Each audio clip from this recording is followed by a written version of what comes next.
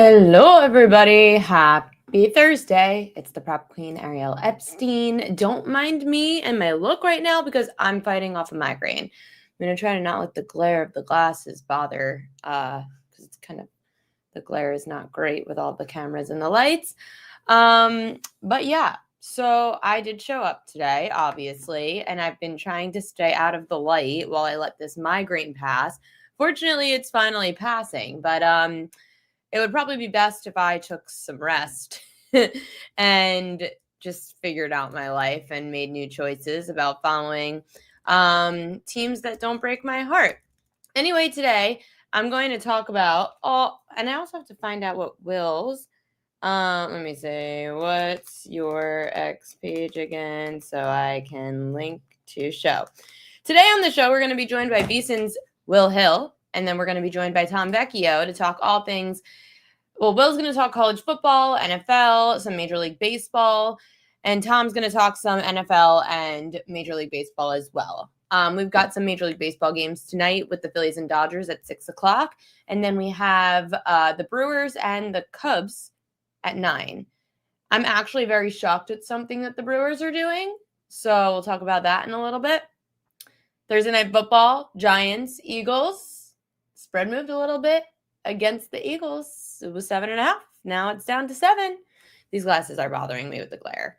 I just look terrible without them because my allergies today were terrible walking Marley, so my eye makeup all came off, and then I got a migraine, so I had to really just kind of stay out of the light. I should have done my makeup more after and touched it up since the Ringer this morning, which you could also check out the Ringer. We talked about pretty much every single game.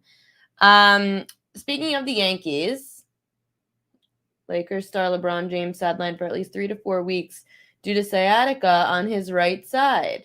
So LeBron now officially out for the start of the season after his big old announcement of nothing, which we all could have assumed it was a big announcement of nothing, right? Right. I worry about the spread. We have the great numbers to the under. Yeah. No, we're going to talk props, though, for Thursday night football, for sure. We've got some good props to talk about. I feel like I might turn the light off today. It's bothering my eyes. We'll talk some props. But first, let's talk about last night. And let's talk about why I have a migraine today. And no, it's not because I'm hungover at all, actually. I really didn't drink that much. The problem was the Yankees giving me a headache. The problem is the Yankees just put me back in the same freaking situation every single year, and I waste my night's sleep over these teams. It's terrible. So let's talk about the transition of how my night went last night, okay? So we start out last night with me arriving to the steakhouse. And for anyone that's never been to NYY Steak at Yankee Stadium, it is a fantastic place for a pre-game dinner. We get a nice steak. We got oysters. Their oysters are really underrated. Got a good burrata. I get a steak, mashed potatoes, and this comes with my steak.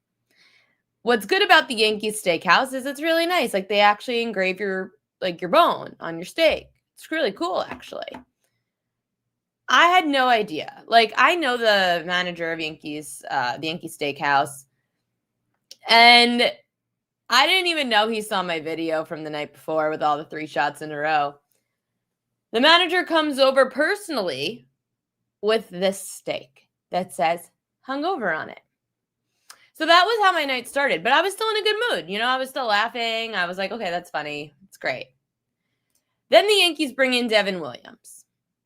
Now I'm pissed. Now I'm starting to be pissed. Yeah, that's my from the Yankees. Let's talk about it. So this is the point in the night that Devin Williams comes in the game with runners on the corners and 1 out. The steak was not $500, Sean. No, the steak's not $500. But now Devin Williams is in the game, and I'm like, yeah, runners on the corners, 1 out. And I'm like, Devin Williams shouldn't be entering this game. It was still close at this point. It was a 1-run game. I know Devin Williams isn't my problem. I'll get to it, Sean. I'm getting to it. I know at this point Devin Williams is about to blow it because he's been doing pretty well. He's like a starter. He shouldn't be in unless it's clean inning. Devin Williams does pretty well if he's not coming in and actually like relief of an inning. He could come in relief of a game, but not of an inning. Of course, it doesn't matter because the Yankees just decide that we're going to throw Devin Williams in the game. Okay. He blows that. I actually was talking to a friend of mine who used to play professional baseball, and he said they should have actually put Bednar in that spot because he's the only reliable arm out of the pen that could have saved your season. And actually, that's probably right. So now the Yankees blow the game. And that is the end of the game when I finally hit acceptance. So this is the part of the night I'm still kind of happy. This is when I realize it's about to go downhill and the season's about to end. And this is when the season ended. I know that the bullpen was not the problem. If you watch my videos from social last night, I said it wasn't the bullpen. I said it wasn't even the pitching. And trust me, the pitching was terrible. The starting pitching was atrocious. The starters couldn't get out of the third inning outside of your youngest pitcher, Cam Schlittler, which we hit the under 4.5 Ks, by the way, plus 130. You're welcome. If you follow on Pikkit or the newsletter at thepropqueen.com, you would have had it yesterday morning. It was great. We hit that. But the Yankees' bats are the biggest problem. The Yankees' bats were atrocious. The Yankees had bases loaded and did nothing. Nothing. The Yankees had millions of opportunities. And you know what else it was? I was looking at the stats this morning. The Yankees this morning, when I looked, one player who had, so the starters who played every day had at least 18 at-bats. The only one of those starters to have a batting average over 230 was Aaron Judge. Everybody else who started every day had a batting average below 230 in the playoffs. I know it's a small sample size, but the same small sample size has 5 players above 285 on the Blue Jays and the Brewers. So I don't want to hear small sample size. You got to show up, and they didn't. The lineup did not show up. That shouldn't be the concern. The concern of the Yankees should always and forever have been that bullpen. Even maybe the starting pitching without Garrett Cole. But that lineup should not have been the issue. And it was the issue the entire playoffs. Sure, Game 3, they saved their season against Toronto because the bats finally showed up. And did they? Or was it Aaron Judge's 3-run homer? Did the Yankees even win that game without Judge's 3-run homer? Probably not. The Blue Jays have owned the Yankees all season. They would have owned them at Toronto if they went to a Game 5. The Yankees were terrible. And you know, if you watched the postgame, you saw yesterday that Alex Rodriguez and Derek Jeter basically went at Brian Cashman, the Yankees GM. A-Rod said the roster is completely, horribly constructed because of 3 lefty catchers and 5 DHs. Jeter implied that Aaron Boone's not even the one making the decisions. Basically said all the decisions are coming from above Aaron Boone, which we know. But the fact the captain Derek Jeter's saying it, we all know, though, that A-Rod and Jeter don't love Cashman either. Look at how badly he treated Jeter in his last contract. Look at why Jeter won't come back to the Yankees until something else changes. Jeter would 100% love to help the Yankees. He knows he's nothing without that organization. But I don't think anyone at the top. Now, I think if the Yankees decided we're getting rid of Cashman, we're getting rid of Boone, we're going to clean house and give Derek Jeter and Jorge Posada the reins with Don Mattingly, I think that the Yankees would actually, they would actually come back. But until Cashman's gone, there's no way any legacy of the Yankees is coming back to help this organization. The worst part of it all is that the Yankees are not changing. We're going to be back here next year. Garrett Cole's going to come back. They're going to think that saves them. And it could have been Garrett Cole pitching last night, and the Yankees still would have lost because they can't hit. They don't even try. Anthony Volpe struck out 14 of his last 19 at-bats. I was sitting behind home plate. I'll brag, dead center. My friend bought me tickets. He said, I owe you for getting me tickets all these years. I'm giving you tickets. So my friend Mike sat us in section 117, which is essentially a section, 2 sections to the right of dead center, by closer to the Yankees dugout. I see right in front of me, while Volpe's at the plate, I see the entire third baseline is open. All Anthony Volpe had to do was bunt down the third baseline. He probably gets a hit, and I think there was a runner on first at the time. Even if there wasn't, at least start something. Make them make a play, and they don't. They keep waiting. It's like you keep waiting for Luke Weaver to look like last year. You keep waiting for Devin Williams to look like he did as one of the best closers in baseball. You keep waiting for the rest of your team to get a hit. You keep waiting for Giancarlo Stanton to finally hit a home run. Well, you're going to be waiting now until opening day.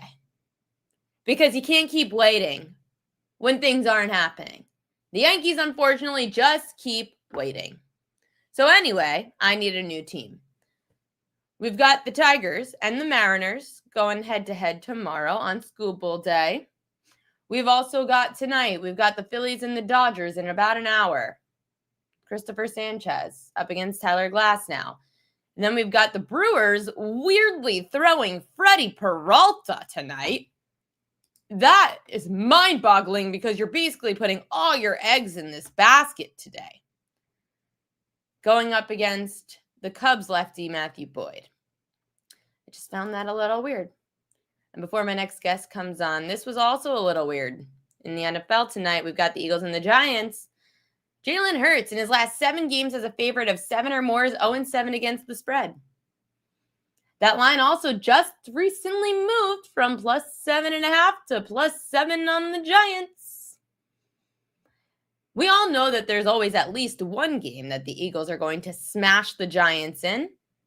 But this Giants defense has proven that they could stay in games. J-Main says Dabble 23-9 as a single-digit home dog to the under 2. We'll see. Talk about it a little bit with our next guest. We've got baseball, college football to talk about. The best part about this next guest, and I have to tweet out that he's coming on the show because I had to make sure that I got his Twitter handle right. The best part about our next guest, and I've worked with him at VSiN, we've actually had to spend a lot of hours together on VSiN because we do certain shows that are like 4 hours long. So you got to really like a person to talk to them for 4 hours. But the best part about this guest is he does everything. Like he does college football, NFL, Major League Baseball. He probably does some like weird ass sports that like we don't even know exist. So I'm going to bring on my next guest to talk everything that he's got for us. Let's give it up for Will Hill. Hi, Will. Welcome to the show. Ariel, thanks for having me. As you're introducing me, I'm actually trying to bet the Lakers season win total under because I don't know if you saw this tweet or if you mentioned it, but I guess LeBron James is going to be out 3 to 4 weeks. So that is one where it just it pays to be nimble. If you're on your phone and you're checking things and you get apps, alerts, things like that, you can just try to sneak that bet in before the sports books because you have a little window. It's not long, but Lakers under wins might be a good one. I didn't expect LeBron to be out a month. At 40 years old, it might be a time for LeBron to hang him up as great as he is when he still plays. What about the fact that we've got people like suing LeBron for, I think it was like $900 because with his whole stupid announcement yesterday that he was going to make some big announcement that everyone's been waiting for, turned into nothing, which I kind of assumed it was nothing. Yet people are like, I was buying tickets to the Cavs-Lakers game, and now I don't need to buy those tickets. He annoys me. He's such a fraud sometimes. Yeah, I don't know how those lawsuits are going to go. You bought the tickets. You paid for the tickets. Nobody made you do it. LeBron didn't say he was retiring, so I would imagine those lawsuits are going to go by the wayside. But yeah, it's a little much. I mean, the dramatics. How much money do you need, by the way? I mean, we all saw when he's saying, "Oh, the decision point 2.0." I mean, the comments underneath are it's probably something with Taco Tuesday, or it's probably something with Sprite, or who knows. I mean, you've made billions of dollars. I know that. Like maybe he wants to own a team at some point. I think he's got ownership in one of these soccer teams or something. But at some point, you're right. It's over the top. It is way, way too much. Anyway, with LeBron, I understand the whole call on the Lakers under win total. I think his window is closing. But bad beats for like people that bought those tickets. You had a bad beat yesterday, I think it was that you told me. I have it. I have the bad beat. This is brutal. So Will decided that he was going to bet the 97 mile an hour pitch by Bryce Miller for his first pitch or faster. 6-1. That would have been a really nice payout. And it ends up 0.2 short. 0.2. This market. Like, how did they get that so spot on? Tough one for your boy. Tough one, especially I wasn't watching it live, so that's a different sweat when you're watching, on your phone and you're just waiting for a number to pop up and you see the 96.8 and then you think, all right, do they round up? How does that go? And of course, there was an option for like 96 to 96.9. So that was a loser, but hey, it's 6-1 to get to 97 plus. I thought it was worth a shot. Figured, you know what, he's going to be on a short leash. He's been throwing 96 in his first pitches a lot. If he's amped up, short leash, maybe he can get to 97, and he almost got to 97, but almost wasn't good enough. Not my only bad beat of the day, because like I said, I was on my way to the Yankee game thinking I'm going to meet the prop queen, get to hang out with the prop queen. Did not happen. The Yankees, so I had a lot of bad beats yesterday. Didn't get to talk to you. I know, and we were a section apart, and I just don't understand how I end up not even seeing you. I don't want to blame you, but I'm blaming you. I was at the steakhouse for a while, and then the Yankees started losing, and then I started getting mad. So, like, my brain just went completely out the window. I have a migraine, hence wearing the glasses today, because I have been at Yankee Stadium for 2 straight days. Clearly, that's a reason to have a headache. So we need to make money tonight. And before we go to your card, which you have official plays for college football, NFL, Major League Baseball tonight, you said you didn't love much. We've got the National League games. I'm pretty shocked that Freddie Peralta is pitching tonight for the Brewers. What about you? Yeah, I heard you. I don't know. I mean, this is his turn. He's on 4 days rest, right? He pitched Saturday, so you got Sunday, Monday, Tuesday, Wednesday. He's their ace. He's on full rest. Yeah, but why not throw your ace if you need him for a game 5 at home? Yeah, I just don't think they wanted to come to a game 5. I mean, he's on full rest. I get pitching him. I think they've got the pitching advantage. I didn't bet the game. If I had to bet it, I would bet that Milwaukee does close it out. Peralta has been better than Boyd. Boyd was not, I mean, look, he didn't make it out of the first inning. He's been okay, but he got hit pretty hard. And it is kind of concerning when you're the Cubs and you're just, yeah, that too. When you're just trying to piece it together. I mean, these teams, it's amazing. They go into the playoffs and it's like, all right, can we get 2 innings out of our starter? Can we get 3 innings? I think the Brewers have the much steadier commodity at starting pitcher. So I always, when I don't have any skin in the game, which I don't, I'm always rooting for a game 5 just because game 5s are fun, or deciding games, game 7s, games 5s, and a best of 5. So I'm rooting for the Cubs, but I do think the Brewers close it out. As far as the other one, I am going to add a bet here. I am going to take a half a run with the Phillies in the first 5. I'll lay the $1.40. Phillies have a lot of lefty bats. Dodgers throwing right-handed pitcher in Glass now. I think Sanchez can do a good job neutralizing LA. And I bet this in game 2. I took Philly half a run, and the Phillies did not score a run, and I still cashed my ticket. That half, because it was scoreless after 5. Right. That half a run in the first 5 innings is so valuable. It's so valuable when it's a good pitching matchup.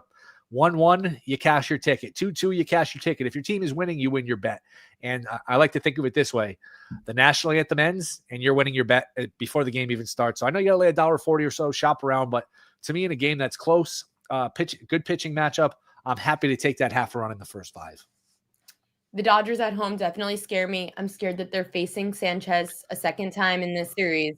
Feel like Sanchez did well the first time, but did allow 4 runs to the Phillies the last time he faced them in LA.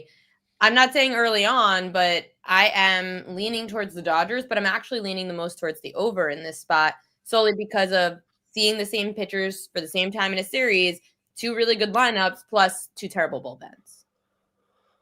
I get it. And again, when I don't have a dog in the fight here, I'm just kind of rooting for game 5s. It is depressing as Yankee fans to watch these other teams still playing. And it was ultra depressing to be in the building and watch your team get eliminated and you sit there and watch the Blue Jays celebrate. So it's kind of, I love baseball. I go ahead. Wasn't even confident. Not even yesterday. I wasn't even happy when I was there on Tuesday. My friend spent all his hard-earned money on me to go to these 2 games with him.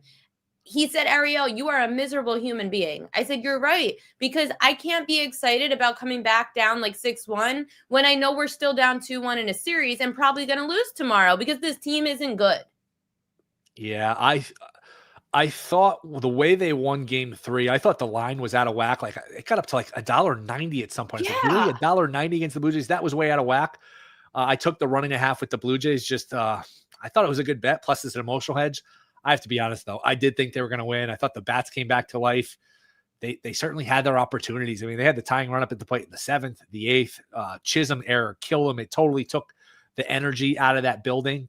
I thought they were going to win. I thought they hit a lot of balls hard, just right at people. Judge was incredible. It's just, I said it, I think it was Sunday, December 8th when Soto signed with the Mets. And I know it's a sore spot for the Yankees. And the Yankees, we're better off without you. There was no replacing Soto. Bellinger was a good Yankee. You filled in, you got better depth, and you got Goldschmidt and Bellinger, all these guys. Having Soto bat every third inning with Judge, with that version of Stanton last year, that was just hard to duplicate. And you just look at the guys around Judge. Volpe striking out every 2 minutes.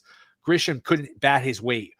Rice didn't do much. I mean, they just didn't do anything outside of Judge. I'm with you. It was a frustrating team to watch. It really was. Tonight, those poor New York fans are going to have to watch the New York Giants now, where I could say the same for Philly fans. They have to go back-to-back, Phillies, Eagles, but they're 7-point favorites, those Eagles on the road. Will, you're not even looking at the spread. You're looking at the total, under 40.5 tonight. Why? Yeah, I think that, first off, Philly, one of the slowest paced teams in the league. They run a play. This is a Sharp Football Analysis. Once, that's the website, once every 30.8 seconds, fifth slowest in the league. So they play at a slow pace. Meanwhile, the Giants, rookie quarterback, and a rookie quarterback without a lot of his weapons. He has no Malik Neighbors. He has no Darius Slayton. Like, where's the explosiveness? Where are the big plays coming from for the Giants? I just think this is and Thursday night games tend to be lower scoring. Divisional games tend to be lower scoring. All those things factor in.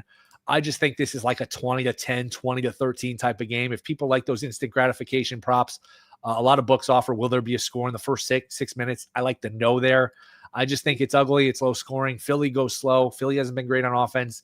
And the Giants have a rookie quarterback with not a lot to work with in terms of options. So under 40.5, I don't like betting unders as much in the NFL this year because with the new kickoff rules, it just feels like these teams always start at their own like 35 or 40. And then they can kick field goals from the other team's 40. So it's like they're always in scoring position. That being said, I think this is a good spot for an under. I also feel like we're due for a horrible Thursday night game because it's been a couple of weeks in a row that we've had games coming down to the wire. This is the perfect spot for it to not be a good game. Like boring, slow. Eventually the Eagles just pull away because the Giants offense can't maintain. I mean, how much more can the Giants go without their number one receiver in Malik Neighbors? No, I mean, look, who's he going to throw to? Theo Johnson, he dart running himself. Maybe dart rushing yards is a way to go. Theo Johnson over receiving yards may be a way to go. But yeah, it's going to be tough for the Giants to get to. I don't know what their team total is. Maybe that's the better way to play it. But how are the Giants scoring more than 17 points unless they get like a rash of turnovers? I just don't see it. Especially against this Eagles pass rush and having to have a young quarterback like Jackson Dart. Speaking of injuries, my Ravens, ton of them. I mean, I usually, at least when the Yankee season ends, can go on to the Ravens and be somewhat happy about having a playoff team. Now I don't even know who I root for because the Ravens don't have any players left. I might have to play. You're laying 7.5 with the Rams, not afraid about them on the road in Baltimore. I don't blame you. How come 7.5 isn't too many? Yeah, I mean, this is not usually my way of doing things, to lay more than a score on the road. What, you mean to make your debut on my show and bet against my team? Yeah, that too. What position would you play, by the way, if they needed you? Definitely it'd have to be quarterback because you have to be penalized for hitting me. Okay, I could see that. I actually like, the more I'm thinking about this, probably the Rams team total over I like the most at 26.5. The Ravens, you mentioned it, they just have no bodies defensively. Their secondary, their defensive line. The Rams number one in offense DVOA. They're off of a bye. They're off of a bad loss. So it's not like you're even going to catch the Rams off guard where they're just going to take this game for granted. They just had a game where they played an injured team, a team where they were heavily favored, and they lost the game. So they're going to come in angry. They're going to come in rested. You're giving a good coach, McVay, plenty of time to scheme and game plan for a beleaguered defense. I think the Rams win this game by double digits, and I'll throw one in there too. And again, this is narrative, but Harbaugh is such a hard-nosed, hard-ass coach. I think you can stomach that as a player when you're winning. Hey, we see the results. He's hard on us, but when we're winning 12, 13 games, we'll live with it. When you're 1-4, 1-5, and you're getting killed every week, I think that stuff gets old really quickly. We saw that with Belichick with the Patriots where, players will deal with it. You can be hard on the players. You can be a stickler when you're winning. When you're that tough on the players and they're not seeing the results. I saw it last week. I wonder if it starts to be a message that falls on deaf ears. So I like the Rams to win big here. Feels like the Ravens just are hopeless until after their bye, because it looks like they're going to try to sit everybody out until after the bye week in a couple of weeks.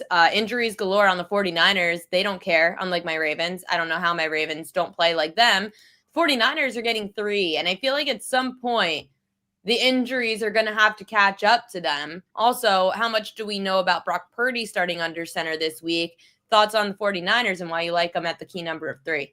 Yeah, I'll take the 49ers plus the 3. They're playing the Bucks. I think this game will be close because every game with the Bucks is close. Yes, they're 4-1. Is this you trying to get ahead of Brock Purdy being announced as a starter? I don't know. I thought Mac Jones was okay last week. I'm okay if it's Jones, and maybe they get some of their receivers back. Again, that's another team. They've got 10 days off to rest, to prepare. You're giving a good coach in terms of X's and O's, Shanahan, more time to scheme, more time to prepare. And look, every Buccaneers game is close. They have 4 wins by a combined 9 points. Their 4 wins are by 3, by 1, and by 2. So they haven't covered this number yet. If you just look at DVOA, which is a well-respected metric, 49ers are 16th. The Bucs, for this great record, are only 18th. So pretty even teams. That's not a great home field in Tampa Bay. I'll take the 3 here with the 49ers. And lastly, you're going with this division rivalry between the Browns and the Steelers. You like the under. You just think it's going to be messy? I think it'll be ugly. Pittsburgh has not played well defensively, but again, they're off of a bye. They're maybe get some of their guys back on defense, and they've got a little film now on Gabriel, who I thought was actually okay Sunday in London against the Vikings, but I think the Browns are just really good defensively. I think they're really limited offensively. On the other side of it, Pittsburgh, their check downs. Rodgers is not throwing the ball downfield. It's just get the ball out of your hands quickly. We've seen the Steelers play a lot of these games in recent years where they just kick a million field goals, play good defense, and win an ugly 19-10, 18-10 game where they kick 4 or 5 field goals or something like that. So, again, I don't love playing unders in this new NFL with the kickoff rules and these kickers who can make it from 60, 70 yards just routinely. But I think 38.5 is a good bet for the under. Cleveland always plays at least one game close to the Pittsburgh Steelers and typically can get a game outright, but we'll be seeing the quarterback situation over there. And then just quickly go through your college football card. Florida plus 7.5. This team has gotten healthier here off the bye. Dallas Wilson, freshman receiver, 5-star guy. He made his impact felt. I think 6 catches, 111 yards, 2 touchdowns last week against Texas. Lagway, the quarterback, has been bad, but he was battling injuries. Maybe the bye week gave him a little of a reset because he was really good last week against Texas, threw for almost 300 yards, took care of the ball better. And they're really good defensively, Florida. They held Miami to that was a 13-6 game until 4 minutes left, and that game got out of hand late. And against LSU, they lost, but that was a loss because they turned it over 5 times, threw 5 picks, and they held LSU to 10 first downs on the road. So this Florida defense is really good. Their skill guys are healthier. That 7.5 is a lot. I think they're too talented to get blown out. I'll take Florida plus 7.5. I love these Friday night games, and this is a big one in the American. South Florida, I just think, has played a much tougher schedule than North Texas. They've played Miami. They've played Florida. They've played Boise. They're battle-tested. Meanwhile, North Texas has played Western Michigan, South Alabama, Washington State, Army. Just give me the team that is more battle-tested, tougher schedule. And if you want a little bit of a long shot, South Florida plus 410 right now to make the college football playoff. If they win this, they're in good shape to go to that conference championship game. And I do think that conference will represent the group of 5 in the college football playoff. And I'll give you the last one, Oklahoma, Texas. It's either going to be a banged up quarterback in Mateer at quarterback for Oklahoma or a backup quarterback. Either way, that's good for the under. And Texas has been bad offensively. Arches look bad. I still think they're pretty good defensively. So, boy, 42.5 is super, super low for a college game, and there's not much wiggle room. But this could be like a 17-14, 20-17 type of game. I will go under. That's a crazy low college football number at 42.5. Wow. It also is fantastic as a better every time. And not to say that I think Arch having a bad year is funny, but when the public is so high on a team and the national rankings are high on a team before we even see a quarterback play for more than one game, the Texas is looking like Texas. And that is just so typical of Texas. Will Hill, where can everybody find you? What shows you have coming up? Where they can't find me is at Yankee Stadium because our season is over and we have no more games left. Someone posted April. Like a Halloween, those pop-up Halloween stores? The Spirit. Yeah, someone posted that on Yankee Stadium. And I became a meme too, because I guess on TSN, the Canadian station, they zoomed in on me with just the most depressed look on my face ever, which was I got a kick out of. That's how I felt. How I look is how I felt. But yeah, Fox Sports, you can catch my columns, Bear Bets podcast occasionally, Should Have Bet More podcast, VSiN. So, and at Not the Will Hill on Twitter. We love it. Thank you so much, Will, for joining the show, making your debut despite betting against my Ravens, but at least we commiserated over the horrible Yankees together. Thanks for having me.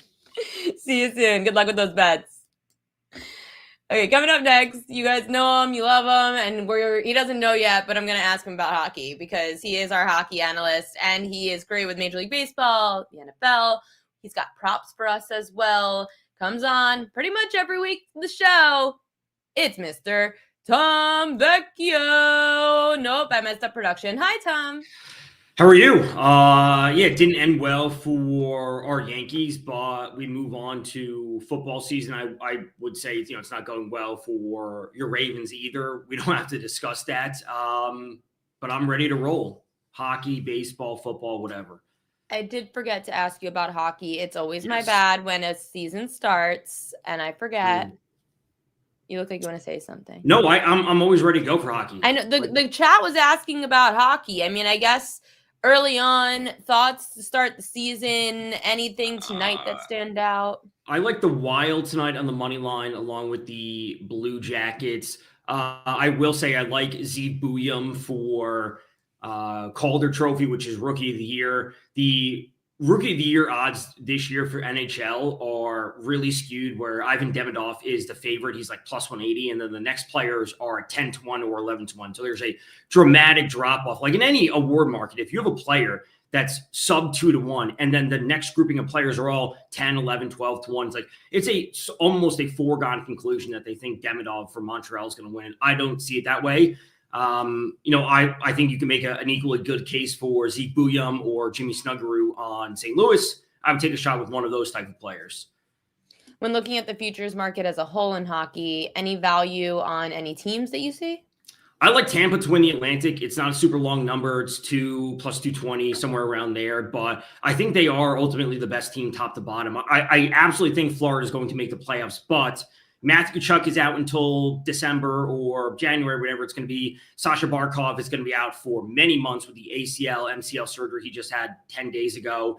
And I think they will absolutely make the playoffs. But even if they were fully healthy, I think the same approach they had last year is what they're going to have this year, is they're almost going to ease off of things at the end of the regular season and say, let's be healthy. We have our spot secured. We don't need to win the division because we know how good we are. We can win anywhere, but let's be healthy and ready for the playoffs.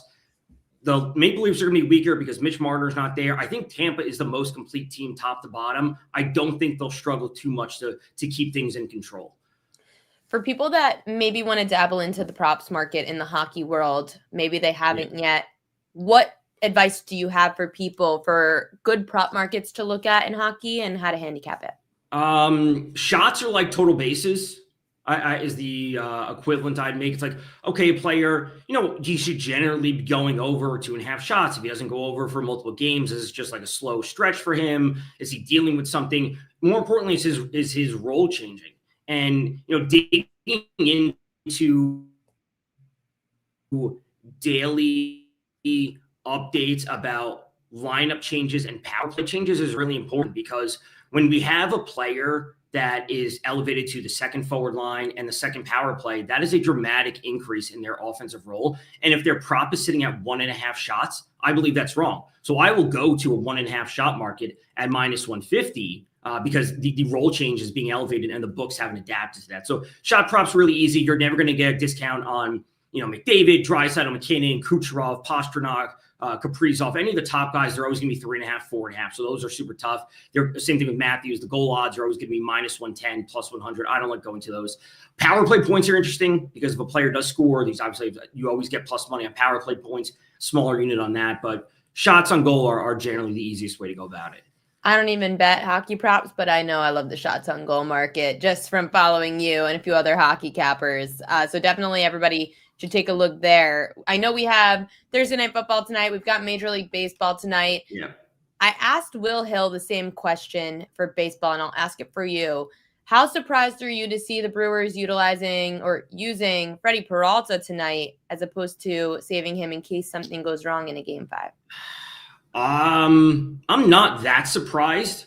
Like a part of me, my mentality would be like go for the throat. Like anything happening in an elimination game, I'd rather go for the advantage now. And if you have to deal with a game 5 or any elimination game 5, 7, wherever it's going to be weird in its own right. So just because you have a good starter doesn't necessarily give you that advantage when it's all said and done. So I'd rather, go all chips to the middle now and go for the win. And if you have to deal with the consequences after, deal with that. But at the end of the day, you have home field advantage.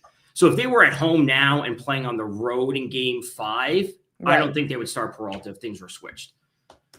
Okay. And yet you still, and I don't know if you bet this before or after that announcement, but you still like Brewers money line tonight. Yeah. Was that at a certain price? I liked them at -120. I saw -119 when it's all said and done. Here's what it comes down to. When looking at Matthew Boyd on the other side, terrible last time out, was okay against the Padres.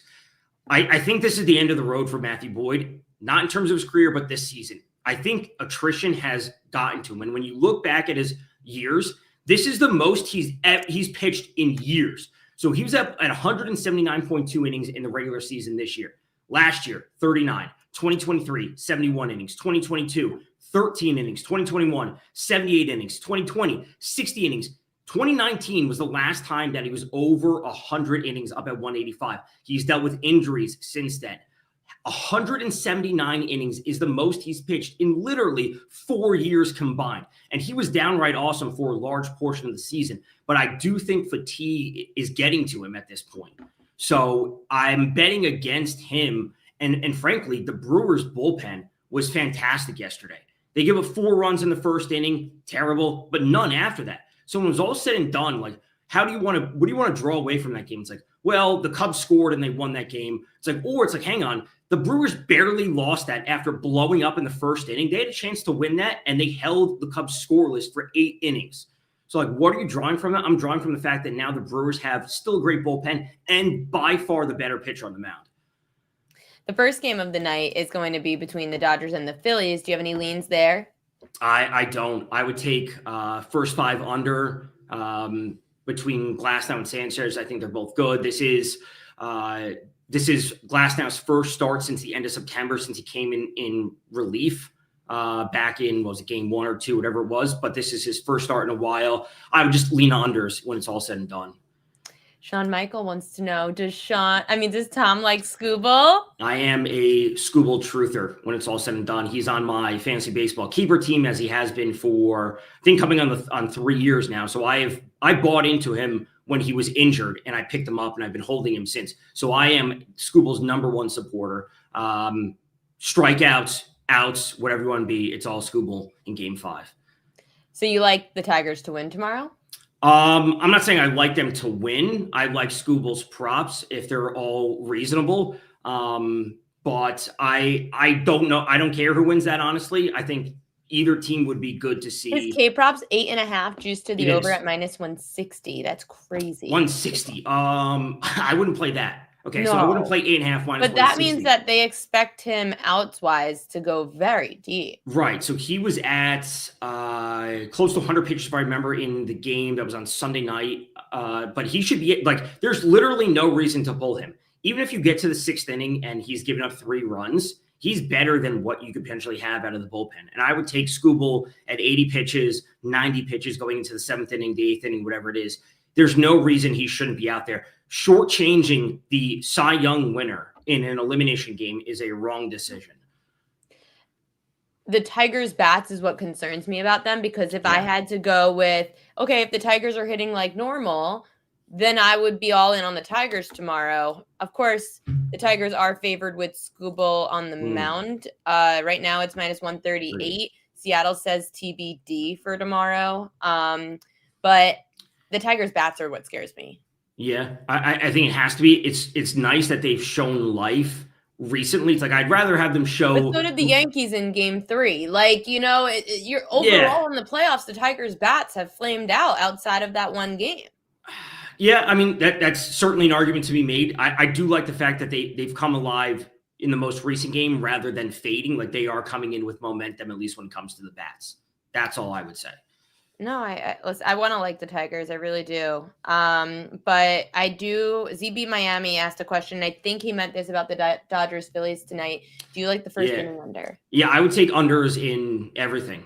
You know, and between today and tomorrow, there's 3 games. I would take first inning unders in all of them, and you just hope that 2 cash, and you just come out net positive. That's how I play it. Same thing, first 5 unders, whatever it might be, just all unders, as many as possible. And in regards to Craig said, yes, I did see Kirby as well. I'm just saying FanDuel says TBD still, but I know MLB Network said Kirby was the one slated to start tomorrow against Scooball. I think it's a close matchup. I'll be honest, I wouldn't be surprised if once he does get officially announced that we get a little bit closer. It's at plus 118, the Mariners I'm seeing at least on FanDuel. If it gets closer to plus 100 by game time tomorrow, I'm not going to be surprised. Yeah, I mean, listen, the Tigers are definitely a pretty heavy favorite right now. Switch over to NFL real quick. Yeah. Devontae Smith, touchdown at plus 250. Yeah. How come it's Devontae Smith? You know, realistically, you could play both of them, and that being Smith and A.J. Brown. Brown is at what? He's still plus 190 for a touchdown. He's plus 190. So he's plus 190. Smith is plus 250. Again, I would play both of them, and then as long as one of them hits, you're net positive. Like you're going to come out positive. And realistically, if Hurts is throwing a touchdown, it should be going to them. I specifically like Smith, though. His target share is slightly lower compared to A.J. Brown. He's at 23%. Brown is at 27%. But the red zone target share, he's up at 35%, and A.J. Brown is at 21%. Dallas Goedert is also at 21%. Saquon's at 14%, at least from a passing in the red zone. So more often than not, at least this year, Hurts is looking to Smith. And when we have that type of discrepancy from 190 to 250, that's a decent discrepancy. But their red zone target share is that's significantly higher. It's 14% higher for Devonta Smith. So again, you can put a small unit on both of them, you know, and as long as one comes through, you're cashing it. It's the same thing I always say with RBI props. If you like hitter 3, hitter 4 in the lineup, it's like, I don't know who to take. It's like, well, if you just break the unit in half, you're going to come out with plus money. I was going between the two of them for a longest reception prop. For a longest reception, which I'll talk about in a little bit, A.J. Brown in prime time actually, and on the road had better numbers for longest reception. I don't know about anytime touchdown. So that was kind of my differentiator of who does better on the road in prime time. So I'll say this. So AJ's had a down year so far. Yeah, he is. His A dot is 10.8. Smith is at 9.2. And if you look at CROE, which is catch rate over expectation, AJ Brown's actually at negative 8.48%. So he's caught fewer balls than he should. So again, I'm also AJ Brown truther. I've had him on my dynasty football team forever since he came out. I've had him since he was on Tennessee. So I want AJ Brown to succeed more than ever. It's tough for me to bet on him when he's struggling, can't be invested in multiple ways. I agree. Anytime touchdowns for the weekend, because I have my contest with Kelly, the touchdown survivor. I'm still alive in 6 entries, so I need some help. I picked one out today. I bet it. I've yet to tweet it, so I guess I'm giving you guys the first exclusive look at it. If you guys watched all the games last weekend, there's one very clear answer, at least in my mind. Wide receiver that hasn't scored yet. I had him to score Sunday night. Steph Diggs.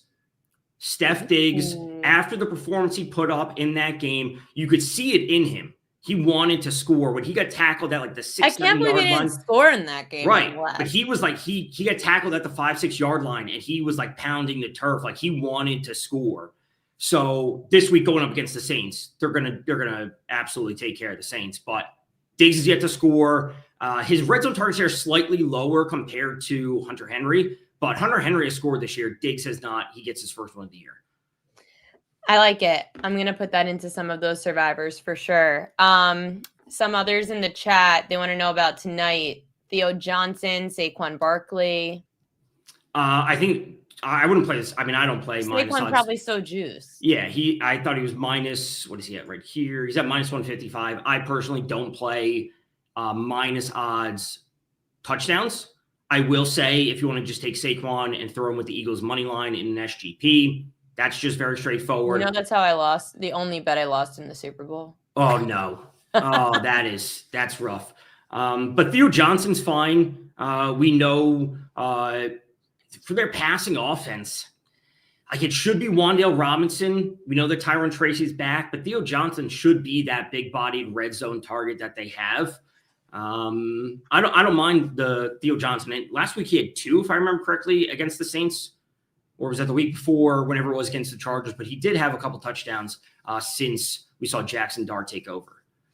The homer of Detroit, Sean Michael, wants to know what you think of Sam Laporta this week. I mean, there's no reason that we shouldn't see a ton of scoring in that game overall. So Sam, I mean, I don't know if any props are up for, was that the Sunday night game versus the Chiefs? I know we're going to see a ton of offense in that game. So Sam Laporta overall, I have no issue with, like, at a surface level when we're dealing with a 52.5 over under. So everyone should be scoring. We're talking about multiple. It's not like tonight's game, which is 40, which is crazy. You know, I honestly think this is probably going to be the worst game that we've had so far this year. And wow. I'm a big proponent. I'll say this. I'm a big proponent of, like, stop complaining, watch the games. We have NFL football. Like, just be happy that NFL's on. But I think tonight's game is going to be terrible. Why? Both offenses are bad. This is like a real measuring stick for the Eagles. Like, they've been outgained in every game. If they can't get it done against the Giants, like, we have to really start talking about the Eagles and their offense, because it's been atrocious. So I think this game ends 23-14, 21-13. Like, we're in for an under. We're not in for a lot of scoring. I think people are going to be sweating props. I would probably take the points with the Giants if I had to, like in a pick 'em pool, but I don't want to bet on them. Philly wins, but it's not going to be pretty. My friend said to me after, I've been at Yankee Stadium and Billy's 2 nights in a row, and my body's rejecting everything in my life. She said, let's go out for the Giants-Cowboys game. And I mean, the Giants-Eagles game. And I go, I don't think I could do that. No. She's like, why? It's fun. It's the Giants and the Eagles. I'm like, honey, it's a 7.5 point spread. It's a low total. I don't think that's worth drinking for. It's 40s. It's 40s not going to be pretty tonight. I think this has 20-13, a lot of penalties. It's going to be Michaels and Herbstreit just, another penalty. Like, they're just going to be commentating about the penalties when it's all said and done. That's why at the end in garbage time when Michaels makes the comment about it meaning something to somebody. Right. And again, I could realistically see if the Eagles were winning 20-10 late in the fourth quarter, the Giants kick a field goal because they still need multiple scores anyway. They kick a field goal. He's like, that means something to someone, to your point. And then therefore it's at that 7 number of 20 to 13, and they don't cover, but the Eagles come away with a victory and they get their rest and they move on. Yeah, the Jalen Hurts numbers of 0-7, 0-8 against spread as a 7-point favorite or more in prime time. Not great. Yeah. Not great. Last question, Craig Abel. Other than the Packers, what team would you say for Survivor? I think the Steelers are a pretty obvious answer this week. Even in a divisional matchup? The Browns are coming back from Europe. They opted not to have the bye, and they're playing in a 1 p.m. game.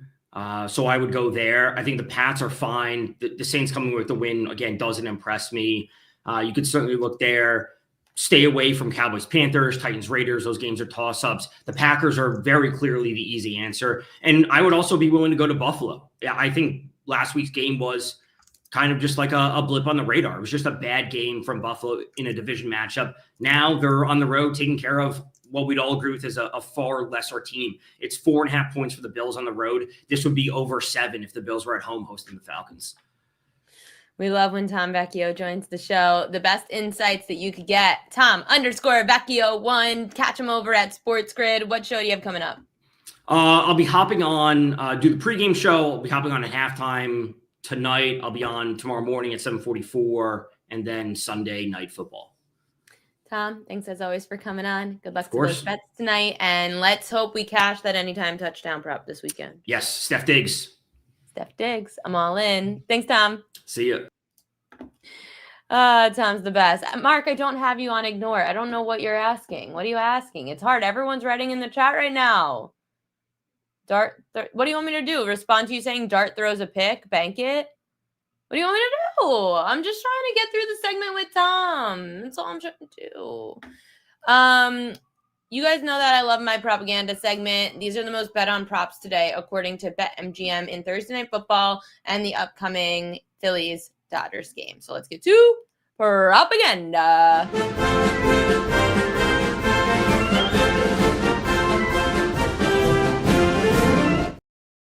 These are the most bet on props for tonight in the upcoming Phillies and Dodgers game, according to BetMGM. Alec Boehm under a half a single. Is that even money? Alex Call over half a hit. Shohei Ohtani over a home run. Call over hits, runs, and RBI. And Boehm under hits, runs, and RBI. Let's see what Major League Baseball has to say about it. I actually have to pull up the MLB Network notes. It's the best thing ever. Let's go through. Let's see if they have anything on those particular players. And then I have to go through all the stats about the games anyway, but we'll do that after propaganda. My computer, I did the Apple update. It's terrible, by the way. Terrible. So these players. Why is there nothing here on Ohtani? Shohei Ohtani is 1 for 14 with an RBI single and 7 strikeouts in the first 3 games of the NLDS. Of his 15 plate appearances in this series, 12 have come against lefties. Ohtani is hitting .211 with 0 extra base hits and 9 strikeouts against Sanchez in his career, 0 for 3 with 3 Ks in Game 1. So those are some stats on Ohtani. I don't really see anything else about Boehm here. So those are the most bet on props according to BetMGM. And then for Thursday Night Football tonight, the most bet on props, Jackson Dart over 30.5 pass attempts is the most bet on prop according to BetMGM. Cam Scatterbo over 13.5 receiving yards. A.J. Brown over 64.5 receiving yards. Saquon Barkley over 83.5 rushing yards. And Daniel Bellinger over 13.5 receiving yards. I'm fading Daniel Bellinger tonight. The Eagles are the best defense in third best defense this year against tight ends. They were the best last year. Bellinger in prime time has not had great numbers. Here, I'll get through the Bellinger numbers. So Bellinger has gone under 16.5, which is what it was earlier. It went down to 13.5. You could still get a 15.5 on Fanatics. Fanatics has a under 15.5 for -130, which is coming up. I'll tell you why it's my favorite bet. But Bellinger under 16.5 yards. He went under that in every primetime game since September of 2022. He just had a big game against New Orleans, putting up 52 yards. And the prop obviously is very low for just having a 52-yard game. Bellinger's averaging about 14 receiving yards a game against Philly, going under in 4 of 6 games against the Eagles. Again, the Eagles allow the third least receiving yards per game to tight ends. A.J. Brown, instead of taking the over 64.5 receiving yards, which is what the public likes because Brown does have better primetime road numbers than Devonta Smith actually does. You can see that on props.cash. But A.J. Brown, over 23.5 yards for his longest reception. Brown's gone over 23.5 yards for a longest catch in 2 of 3 road games against the Giants since 2022. He had 33, 41, and 9 in New York. Well, New Jersey, I guess. Averaging 27 yards per longest catch against the Giants and going over his longest reception prop in 67% of games since 2022 against Big Blue. He only had 1 catch for over 23.5 yards so far this year. He had 38-yard catch against LA. The Giants allowed the second most receiving yards per game to wide receivers. So you're obviously bound to have a Devonta Smith or A.J. Brown game. But I think based on road, primetime numbers against the Giants, this is the game for A.J. Brown to break out. It's not like it's hard. It's the Giants. Most bet anytime touchdown scores. Saquon Barkley, you're not laying -160. You're insane. Theo Johnson, +425. Very public, obviously. A.J. Brown, +185. People are betting the Jalen Hurts because they feel like, oh, we haven't seen a tush push in a couple of weeks. -135. Like Tom Vecchio said, not the greatest bet to lay any juice on an anytime touchdown scorer. Dallas Goedert, +260. I feel like a lot of people love him because he is a giant crusher a lot in prime time. And the most bet first touchdown scorer, Saquon, Goddard, Hurts, Brown, Scatterbo. I don't like the first touchdown scorers. They're crazy. But again, crazy does sometimes win and you can make money. But that's just not the way that I like to make money. So as I mentioned, my Thursday night football props for tonight, we are going with Daniel Bellinger under his receiving yards prop. And we're going with the over on the longest reception for A.J. Brown tonight. Prop Queen edges on now for TNF and MLB. So those are my TNF props. Let's go through some Major League Baseball. I'll read you guys all the stats to know in Major League Baseball for tonight's games, starting with the Phillies and Dodgers coming up in about 10 minutes. So after Phillies' top three, Trey Turner, Kyle Schwarber, and Bryce Harper went 2 for 21 in the first two games, they went 7 for 12 with 3 extra base hits in Game 3 to keep their season alive. Christopher Sanchez allowed 2 runs on 4 hits in 5 2/3 innings in Game 1. He had a no decision as the Phillies blew that 3-0 lead. LA batters were 1 for 11 with 5 Ks against his changeup. It'll be Sanchez's third start against the Dodgers in the last 24 days. He allowed 4 runs in 7 innings at Chavez Ravine on September 16th. It was a no decision in a Phillies comeback win, 9-6. Sanchez has a 1.79 ERA over his last 7 starts dating back to August 30th. Let's see. So thanks to the Phillies' 5-run 8th, Duran is fresh. Didn't have to pitch in Game 3, which is going to be helpful for this terrible bullpen.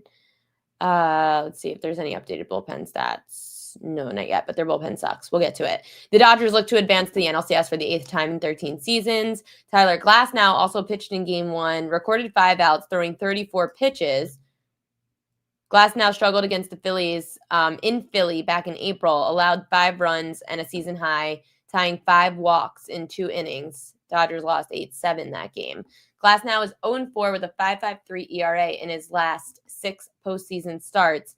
His last victory came against the Rays in Game 2 of the 2020 ALDS against the Yankees, 4 runs in 5 innings in the postseason. And remember, Glasnow missed the Dodgers postseason run last year with an elbow sprain. He's pitched well, though, Glasnow, since September, 3-0, 2.49 ERA in 4 starts, but he's thrown just 4 2/3 innings over the last 19 days.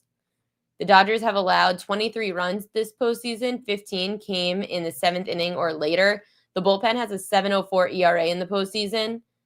Tommy Edman, he's now batting .316 with 4 homers, 16 ribbies in 20 postseason games for the Dodgers. Kike Hernandez in 5 games hitting .333 this postseason, 2 extra base hits, 5 runs scored. He could be in at third for Max Muncy. JT Realmuto is hitting .385 with 4 extra base hits this season. And the Phillies will be in their powder blue jerseys for the 2nd straight day, where they are now 7-1, and that was a win yesterday, which is funny because a lot of people are saying that the Dodgers should protest them being allowed to wear those because they keep winning in them. However, for that game tonight, in about 10 minutes, hold on. I have to bet the over right now, and I meant to do it earlier, and I totally freaking forgot. I think I'm going to do an SGP. Nope, not the Giants. I'm going to do this live right now. I think I'm going to do an SGP where I just take the over in the Dodgers. I like both. I like the Dodgers tonight. I like the over in the game. Let me find where I could get the best number. Ugh, everyone's up to 8 now. I missed the 7.5 like an idiot. But if I SGP it, let's see where I can SGP an alt total. I know. Pikkit. I'm not taking Dodgers minus 1.5. I don't lay 1.5 with a home team. You lose an at bat if they're taking a lead. We're going to go try to SGP this on FanDuel right now. So if I could take the alt total, I'm going to tell you what I could get it at. No, not alt strikeouts. Alt total back to 7.5 because I'm an idiot and I will be so mad at myself if I get the wrong. Where is an alt total? Alt total. Okay. Over 7.5 minus 142. Ugh, that's stupid. I'm an idiot, but here we go. Alt total minus 142 with the Dodgers money line. I could get that at plus 181. That doesn't feel worth it. Doesn't feel worth it. Okay, that's there. Let's look at DraftKings. FanDuel, Fanatics, Phillies dub, going back to Philly. Give me a concerned Phillies team. I don't know if I want to lay minus 140 on an over 7.5, but I'm just being so annoyed because I hate that I forgot to bet this morning when I said I liked the over. You guys do that sometimes where you just forget and then you're annoyed?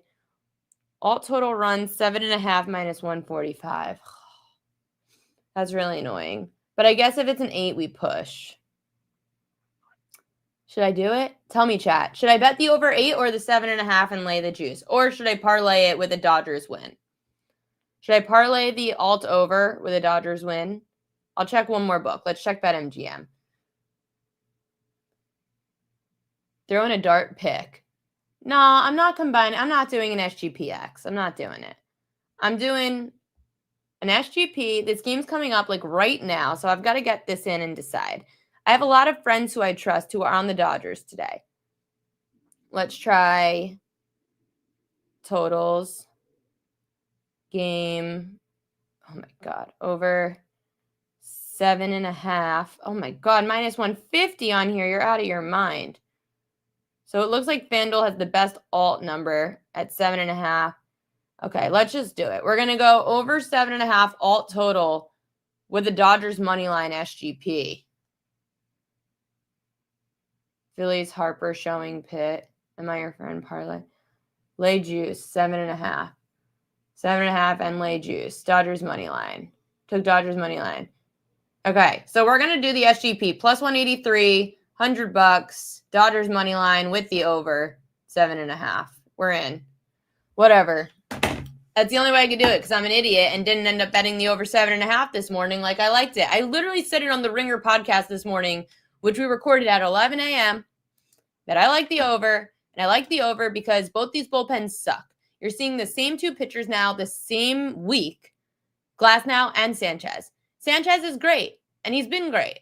But, like, you're seeing him a second time, and no, $100. I'm poor. This show hasn't made enough money yet. We got to get the show to make more money. And when the show gets a sponsor finally, which if we continue to get people to watch the show, which we're now up, we've doubled our ratings. We've also quadrupled our ratings. So now it's time to get a freaking sponsor so that I could gamble more money again. But for now, we're down to $100. So this way I could gamble, not be a fraud, and at the same time, like, make money. It has Kelly for a race. She doesn't pay me. Don't work with friends. Bad idea. Bad idea. Okay, sorry, Adam Oster, that you have to get off and get a stress-free drink for before the next 3 hours. So that was the over because they're seeing the same pitcher twice. These are both very talented lineups. Sanchez got smacked around in LA last time he was here for 4 runs. The bullpens suck. Phillies bullpen is like a 10 ERA in the last 2 years in the postseason. The Dodgers bullpen sucks. The Dodgers are home for a second straight day now. No more like jet lag of going east to west and traveling and getting used to the stadium again. It's now game 2 in LA. Dodgers, money line, plus the over 7.5, plus 183. We should have had closer to 2-1, but I'm an idiot. So here we are. Brewers at Cubs tonight. So we've got Freddie Peralta starting now for the Brewers and Matthew Boyd for the Cubs. So let's see some good stats to know for tonight. Oh my God, I forgot to send the newsletter out today. Oh God, whatever. I'm an idiot. The Cubs have won 5 of 8 against the Brewers at Wrigley this season, including 4 of their last 5 dating back to August 19th. Matthew Boyd has been much better at home than on the road this season. At home, Matthew Boyd, 2.51 ERA, 12-1 straight up. On the road, 2-7 with an ERA just below a 4. Boyd's allowed 15 runs, 11 earned, and 16 hits in just 11 innings over 3 starts against the Brewers this year. Milwaukee has hit .333 against him. Yikes. They're good against lefties. The first inning is key this series. Each team has scored a run in the first in all 3 games. The Cubs scored all 4 of their runs in the first on Wednesday. 18 of the Club's 29 runs in the series have been scored in the first inning. That's crazy. Milwaukee's outscored the Cubs 9-2 after the first this series. Cubs hitters hitting just 150 with 26 strikeouts after the first innings. Brewers relievers this series, they've allowed 1 run on 18 innings pitched, 4 walks, 19 Ks. It's crazy too. Michael Busch is the first hitter with multiple leadoff homers in a single postseason series. He led off game 1 with a homer against Freddie Peralta before Milwaukee scored 6 runs off Boyd and Michael Soroka in the bottom of the inning. let's see. Peralta's on regular rest. He gave up 2 runs on 2 solo homers in 5 2/3 in game 1. This would be Peralta's 5th career postseason start, tying him for the most in Brewers franchise history. Peralta gave up 1 hit over 6 shutout frames in the last start at Wrigley on August 18th. A 7-0 Brewers victory. He struck out 6 batters with 3 walks. Several Cubs have struggled against Peralta. Ian Happ, 3 for 35 with 15 Ks. Nico Horner, 5 for 31, 1 homer, 7 Ks. Seiya Suzuki, 3 for 26 with a homer and 14 Ks. Dansby Swanson, 2 for 23 with 10 strikeouts. So if you want to fade anybody against Peralta, Ian Happ, Nico Horner, Seiya Suzuki, and Dansby Swanson have all struggled. Jackson Trio hit a leadoff double in the 8th in game 3, was stranded at the second base, potential tying run. He's still dealing with a hamstring injury. Trio has hit safely, though, in each of his first 6 career postseason games, hitting .500 with 3 home runs, 2 doubles, and 9 ribbies. Milwaukee also didn't have to throw any of their high-leverage arms yesterday. Mizralski's there, Uribe's there, McGill's there, Koenig's there. So you are going to get a pretty loaded Milwaukee bullpen against Peralta. I mean, with Peralta on the mound. So it's kind of crazy to me, honestly, with knowing all of that the Brewers are only -116. They were just -120, and now it's -116. The line's moving against Milwaukee with Peralta now announced the starter, so I just find that to be a little fishy. I like the Brewers. I do. But I don't like the decision for Peralta to start tonight. I feel like you got to save your ace for a decisive game 5. Like, if something goes wrong in Milwaukee, what are you going to do? You can't go all hands on deck in a game 4. If Boyd gets shelled, the Cubs go to yeah, I don't know. I'm just saying, I think that's very interesting. I'm tailing the Bellinger under. Great. Okay, we're over on the showtime. So it's time for the best bets of the day. We are going to Royal Locks. Royal Locks of the day. Daniel Bellinger, the tight end for the Giants, under 15.5 receiving yards. This number, listen, he just had 50 against the Saints, and look, this number is 15.5. That's because the Eagles are one of the best defenses in the league against tight ends, 3rd least receiving yards per game allowed. Bellinger hasn't gone over this number in prime time since 2022. Bellinger is averaging 14 yards a game against Philly. He's gone under his prop in 4 of 6 against Philly. We're going under 15.5 receiving yards for Bellinger tonight. Then the over 7.5 was my best bet before it moved to 8. So we're going to parlay the over 7.5 with the alt total and go Dodgers money line. I don't trust either bullpen. The bullpens all suck. These starters are now seeing these lineups for the 2nd straight time in a week. These 2 lineups are really good. And I think that they're going to make the proper adjustments to definitely hit Sanchez tonight in LA. The Dodgers are the best first inning team in baseball, by the way, when they're home. The Phillies bats look like they came to life. Honestly, the only worry I have about the over 7.5 is that the Phillies don't do what the Yankees did, where they had a great night yesterday and then they flame out today. Not that I really trust Tyler Glasnow that much. Yeah, Roki, but you got to get to Roki. You got to get to Roki first. Glasnow's not going that long. Glasnow's not going past 5. If you're lucky, he goes 5. Yeah, so I'm going to say over here. I really don't think the Dodgers want to go back to Philly for a game 5. So I wouldn't be surprised if we see some crazy stuff happen from Dave Roberts today in LA. All Phillies lefty bats. So yeah, I'm going to go over 7.5 here and parlay that with the Dodgers to win the game. It would be crazy if the Phillies came back. Crazy if they came back and won in a game 5 at home. But yeah, I like the over 7.5 there. And then also don't forget about the A.J. Brown over his longest reception at 23.5 yards. He's done really well against the Yankees. Rest in peace.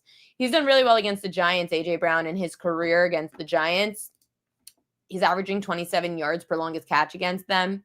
He also does better than Devonta Smith in prime time on the road when it comes to longest receptions. So I'm going to go A.J. Brown over 23.5 yards for his longest reception tonight. And we all know that if it's Devonta Smith that goes over his longest reception of 19.5 yards, then I'm going to be pissed. But the Giants allow the second most receiving yards per game to wide receivers. So, like, there's got to be some good receivers getting some good action tonight against the Giants. That's all I got for you guys here on this Prop Queen Pod on a Thursday. Thanks for tuning in, everybody. We will be on tomorrow. Tomorrow, going to be joined by Mid-Major Matt. Going to be joined by Taylor Bick from SixScore.com, where we could talk all NFL injuries and how to take advantage of NFL injuries tomorrow for the upcoming weekend. Matt will talk about things Major League Baseball, NFL, college football. So we've got you all covered here on the Prop Queen Pod. See you guys tomorrow, 5 p.m. Eastern Time. Yankees suck.